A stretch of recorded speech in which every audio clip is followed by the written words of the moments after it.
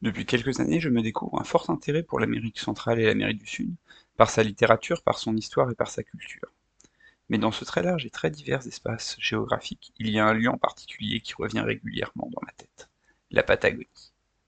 La Patagonie, c'est le bout du monde, au sens presque littéral. Un immense territoire partagé entre le sud de l'Argentine et celui du Chili, qui s'étend des Andes jusqu'à l'océan Atlantique.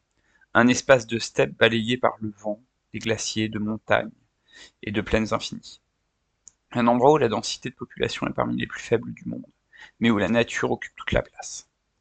C'est une immensité difficile à concevoir, où les distances semblent se dilater, où l'horizon est partout, et où les saisons, le climat, les lumières paraissent toujours un peu excessifs. Mais pourquoi cette obsession? Parce que la Patagonie, c'est un lieu à la fois réel et imaginaire, géographique et mythologique. C'est une terre lointaine, mais habitée dans les récits par une intensité qui la rend presque familière. Elle fascine par sa beauté sauvage, mais aussi par son histoire, celle des peuples qu'on a voulu effacer, des colons venus tracer des barbelés au milieu du vent, et de tous ceux qui, depuis, ont cherché refuge, liberté ou sens. Je l'ai découvert par les livres.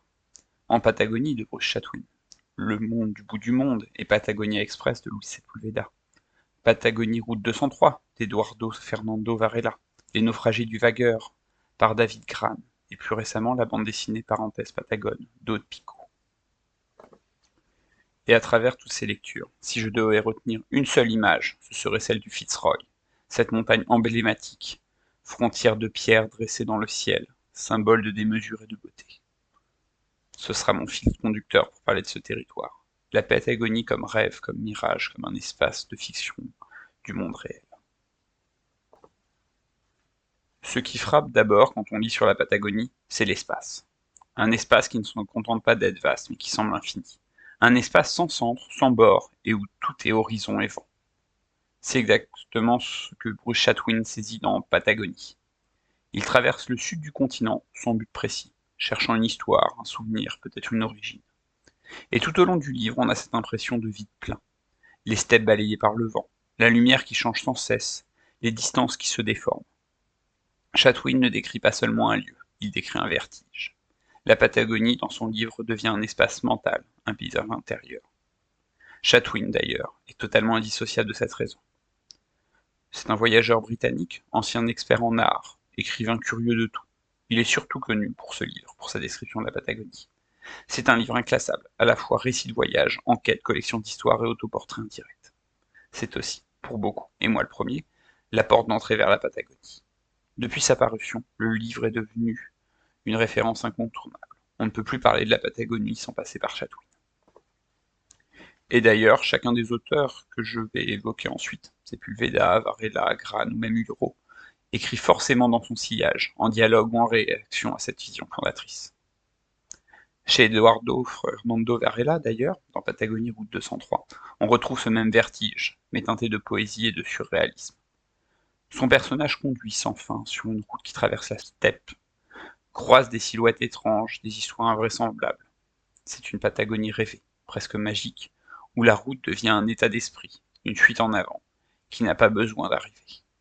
Là encore, l'espace avale tout, les certitudes, le temps, les repères. Luis Sepulveda, quant à lui, écrit la Patagonie avec le cœur. Dans Patagonia Express et dans Dernières nouvelles du Sud, il évoque les paysages, les villages perdus, les gens qu'il croise avec une tendresse infinie. Chez lui, la nature est à la fois belle et fragile. Il parle des baleines, des condors, des oiseaux migrateurs, tous ces êtres vivants qui peuplent encore le confin du monde, mais qu'on sent menacés, comme si leur disparition faisait partie du paysage. On trouve chez Sepulveda une mélancolie, une conscience aiguë de la perte. Dans l'histoire d'une baleine blanche, toujours de Sepulveda, cette dimension devient presque mythologique. La baleine n'est plus juste un animal, c'est un symbole, une mémoire, une légende transmise entre générations. Et derrière elle, on sent tout le poids de la mer, du vent, du temps, cette nature immense qui ne parle pas mais qui regarde les hommes passer. Et puis il y a ce regard plus contemporain, celui d'Aude Picot dans La parenthèse Patagone. C'est une bande dessinée lumineuse, précise, attentive. Picot observe les plantes, les oiseaux, les rochers, les détails minuscules de la vie. Là où Chatwin cherchait un mythe et Sepulveda une humanité, Pico cherche une présence. Il redécouvre un territoire souvent fantasmé et le rend concret, respirant, vivant. Sa Patagonie n'est pas seulement un rêve, c'est un écosystème, un monde à préserver. Et au-dessus de tout cela, comme un phare de pierre se dresse le Fitzroy, montagne irréelle, presque surnaturelle. Les Tehuelche l'appelaient Cerro Chaltén, la montagne qui fume. Elle domine les plaines, change de couleur selon la lumière et semble appartenir à un autre monde. C'est elle souvent qu'on voit au fond des récits, même quand personne ne la nomme. Elle est le symbole de cette Patagonie, sauvage, insaisissable, magnétique. Et pourtant, derrière ces paysages magnifiques, derrière cette impression d'immensité intacte, il y a un silence plus lourd. Un silence qui ne vient pas seulement du vent ou de la solitude, mais de ce qui a disparu. Car si la Patagonie paraît vide aujourd'hui, ce vide a une histoire. Ce n'est pas un désert naturel, c'est un désert construit. Ce qui fait la beauté du lieu, cette absence d'hommes, cette sensation d'infini, vient aussi d'une violence ancienne, de peuples effacés, de frontières tracées au fil des barbelés. Et c'est de ce vide-là, de cette mémoire enfouie que j'aimerais parler maintenant. Le vide de la Patagonie, c'est fascinant. Mais comme je le disais, c'est un vide construit, pas un vide naturel. Avant l'arrivée des colons européens, cette région était habitée depuis des millénaires par différents peuples. Les Mapuches, les Tehuelche, les Selknam. Chacun vivait sur une partie du territoire, avec ses langues, ses coutumes, ses croyances, ses rapports au vent, aux montagnes, aux animaux. Et puis en moins d'un siècle, tout a disparu. Il ne reste plus que quelques survivants de ces peuplades, quand ils en restent. La Patagonie telle qu'on la contemple aujourd'hui, immense, vide, presque hors du temps, c'est aussi le résultat d'un effacement. À la fin du XIXe siècle, l'Argentine a lancé ce qu'elle appelle la conquête du désert, une campagne militaire censée pacifier le sud du pays. En réalité, c'est une guerre d'extermination, un génocide. Les populations autochtones sont massacrées, déportées ou réduites en servitude. Julio Argentino Roca, militaire puis président argentin, revendique lui-même l'anéantissement des peuples de la steppe pour ouvrir ses terres à l'élevage et à la colonisation. Ce qui était un territoire vivant devient un espace de production, mesuré, découpé, approprié. Et pour cela, il a fallu dresser des barbelés, des milliers de kilomètres de fils de fer qui enferment la steppe, qui découpent l'horizon. Les barbelés sont devenus un symbole, celui de la propriété, du contrôle, mais aussi de la rupture écologique. Parce que derrière cette conquête humaine, il y a aussi une catastrophe naturelle. Les animaux qui vivaient libres sur ces plaines ont été chassés, piégés, bloqués. Le guanaco, emblème de la Patagonie, en est la preuve. En 2 siècles, on est passé d'environ 50 millions d'individus à moins de 500 000. Chassé pour sa peau, enfermé par les clôtures, il a subi le même sort que les peuples avec lui, l'exil et la disparition. La Patagonie est aujourd'hui donc un paysage issu de la violence. Non pas seulement de la violence de sa terre, du vent ou des montagnes, mais aussi et surtout de celle des hommes. Un lieu que l'histoire a vidé puis figé. Et quand on descend dans le sud, on sent cette violence persister, comme si elle était inscrite dans la géographie même. Tout au bout du continent, il y a le canal Beagle, et plus loin encore le Cap Horn. Des noms qui portent en eux le froid, la tempête, la survie. C'est dans cette région que se déroule le récit de David Crane, Les naufragés du Vagueur. Ce livre raconte l'histoire vraie d'un navire britannique, échoué au XVIIIe siècle sur les côtes désolées de la Patagonie. Les marins tentent de survivre au froid, à la faim, à la solitude. Et très vite, ce n'est plus la mer qui les menace, mais eux-mêmes. Ils s'entredéchirent, se mutinent. Crane décrit là une violence absolue, où la nature est impitoyable, mais où la pire cruauté reste humaine. Et c'est peut-être là la vérité du vide patagon. Un paysage sublime, façonné par une histoire de destruction, où la beauté est inséparable de la perte. Ce vide qui fascine tant les écrivains et les voyageurs, c'est celui qu'a laissé la violence. Et pourtant, malgré ces histoires de violence, la Patagonie n'a jamais cessé d'attirer les hommes, et peut-être justement à cause de ça. Comme si ce vide, une fois creusé, appelait à être comblé. Non plus par des colons ou des soldats, mais par des rêveurs, des exilés, des fous magnifiques. Ceux qui ont voulu y projeter un monde nouveau, une autre forme d'humanité. Là où la civilisation a détruit, eux ont voulu recommencer. Là où tout semblait perdu, ils ont cru voir une promesse. Et c'est de ces hommes dont je veux vous parler maintenant. De ceux qui ont fui, inventé, régné en imagination sur ces terres au bout du monde. Les rois autoproclamés, les bandits mythiques, des visionnaires, des poètes. Parce qu'en Patagonie, la frontière entre le rêve et le réel a toujours été aussi fragile que le vent. Il y a en Patagonie quelque chose qui appelle les âmes égarées. Depuis un siècle et demi, ceux qui n'ont plus leur place ailleurs, ou qui en cherchent une à leur mesure, finissent toujours par y venir. C'est une terre d'horizons sans fin, donc une terre où tout semble possible. Le recommencement, la fuite, ou même la royauté. L'un des tout premiers à avoir cru en cette promesse, l'un des plus fous pour moi, l'un des plus beaux, c'est un Français, Antoine de Tounens. Né en Dordogne au début du XIXe, avocat sans éclat, il nourrit dès l'enfance une fascination pour les grands espaces et les récits d'aventure. Il y a une traduction française du récit du navigateur Alonso de Ercilla, la Araucana, une épopée qui glorifie la résistance des Mapuches face aux conquistadors espagnols. Et de cette idée naît une idée folle, partir en Amérique du Sud et restaurer la liberté du peuple mapuche. Il embarque en 1858 pour le Chili. De là, il traverse les Andes, rejoint la région d'Araucanie, un territoire encore autonome, situé entre le Chili et la Patagonie, et porté par l'accueil bienveillant de certains chefs mapuches. Il se fait proclamer Aurélie Antoine Ier, roi d'Araucanie et de Patagonie. Il rédige une constitution, bat monnaie, crée des ordres de chevalerie, et tente même d'obtenir la reconnaissance de son royaume auprès de la France. Mais les autorités chiliennes voient en lui un agitateur dangereux. Il est arrêté, emprisonné, puis expulsé vers l'Europe. Il reviendra encore et encore en Amérique du Sud, tentant inlassablement de reconquérir son trône imaginaire, avant de mourir, ruiné et oublié à Tourtoirac, en Dordogne, en 1858. Et pourtant, son rêve absurde lui a survécu.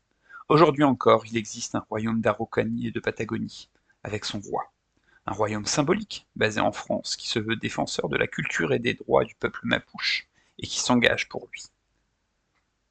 De Tounens, en un sens, a donné à la Patagonie un mythe fondateur moderne, celui d'un territoire où le délire d'un homme devient une légende. Quelques décennies plus tard, d'autres fugitifs vont y chercher refuge. Butch Cassidy et le Kid. Après une série de braquages spectaculaires aux États-Unis, ils fuient la justice et s'installent en Patagonie dans les années 1900.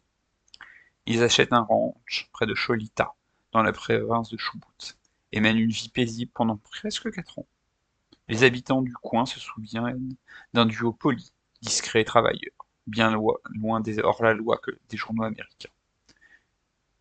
Mais on finit par retrouver leurs traces, et la légende veut qu'ils soient morts en Bolivie quelques années plus tard dans un dernier affrontement.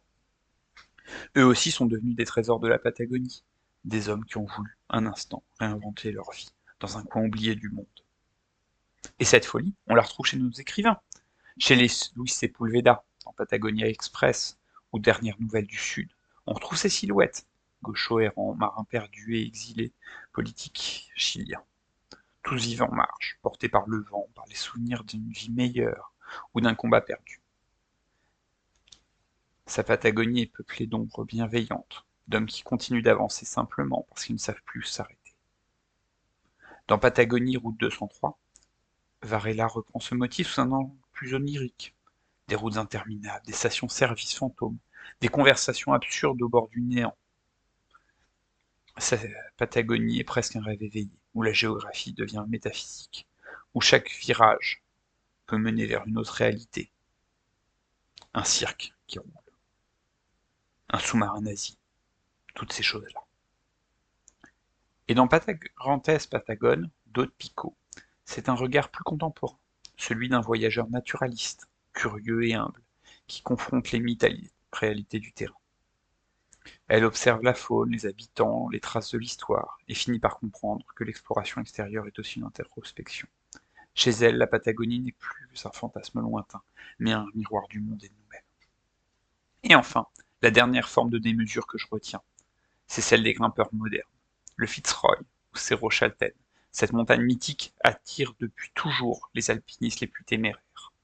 En 2014, les géniaux Alex Honnold et Tommy Caldwell réalisent une traversée intense, insensée, A Line Across the Sky, que vous pouvez retrouver en documentaire. Il s'agit de relier en une seule course les 7 sommets du massif, une ligne fragile suspendue dans les nuages. Ce qu'ils cherchent, ce n'est plus la conquête mais la limite, ce point où l'humain se fond dans le vent, la glace et la pierre. La Patagonie reste, jusque dans ses exploits modernes, le lieu des extrêmes, où la folie devient beauté. Cette Patagonie, c'est le dernier grand western. Pas celui des cow-boys et des duels au soleil, mais c'est celui des hommes face à eux-mêmes, face à l'immensité, face à des routes sans fin, et le vent qui efface tout. C'est une frontière vivante encore aujourd'hui, une ligne mouvante entre la civilisation et le néant, entre le rêve et la survie. Un lieu où la nature impose sa loi, mais où l'homme, obstiné, revient toujours pour tenter sa chance, pour éprouver sa liberté. C'est un espace hanté par l'histoire, celle des peuples disparus, des royaumes imaginaires, des exilés, des exaltés et des poètes.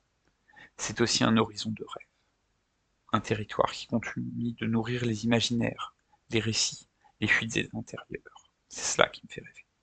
Un bout du monde qui, paradoxalement, parle de nous, de ce qu'on cherche, de ce qu'on fuit, de ce qu'on espère encore trouver. Si je devais vous recommander un seul livre parmi tous ceux que j'ai évoqués, je pense que ça serait Patagonie, route 203 de Varela. Parce qu'il y a dans ce roman tout ce que la Patagonie représente. La route, la solitude, l'humour discret, la poésie du hasard, l'imaginaire et cette impression de traverser tout du long un rêve éveillé et de se plonger dans celui-ci. Et pour finir, il y a cette montagne irréelle, dressée comme une flamme au-dessus des nuages, symbole d'un mystère jamais totalement apprivoisé. On peut l'approcher, la filmer, la gravir même, mais elle gardera toujours quelque chose d'inaccessible. Le Fitzroy, comme la Patagonie elle-même.